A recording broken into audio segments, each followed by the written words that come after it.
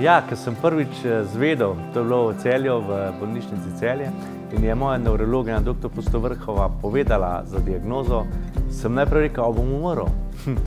Seveda je rekel, ne umrl ne boš, se bo pa življenje malo spremenilo in potem sem jaz tole kar sprejel. Včlanil sem se v podružnico Saša Velenje, ki je podružnica Združenja multiple skleroze Slovenije, kjer sem se spoznal z obolelimi, seveda mi je pa svet postavil na glavo. Prvo, ko zveš za diagnozo, potrebuješ kar par mesecev, da bolezen spoznaš, da jo, če je le mogoče, čim hitreje sprejmeš in nekako potem z njo potuješ skozi življenje, kajti ravno sodelovanje z njo, da greš korak z njo, lahko pripelje do tega, da si čim dlje pokreten, da si v bistvu, da živiš kvalitetno življenje.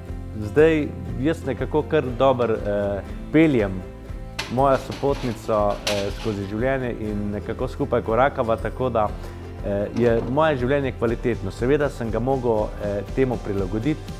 Ob začetku, ko sem izvedel za diagnozo, sem imel popolnoma druge sanje, popolnoma drug način življenja. Tudi motiv, kaj bom delal v življenju, je bil drugačen, na to sem mogel se prekvalificirati.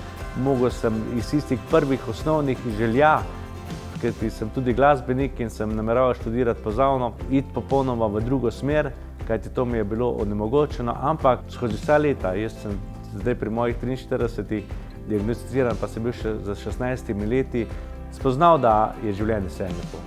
Dosti sem aktiven v gasilstvu, dosti sem aktiven za mojo skupino Spev, dosti sem aktiven tudi v različnih krožkih, tako da polno vsega je in res sem srečen. Za vsakim dnem pride nov dan, lahko je svetlejši, lahko je deževen. Danes imamo deževen dan, ampak se veselimo, jutri bo sonce in tako je tudi pri multipli. Vsak dan je nov dan, vsak dan moramo izživeti in živeti z njo, ker se da.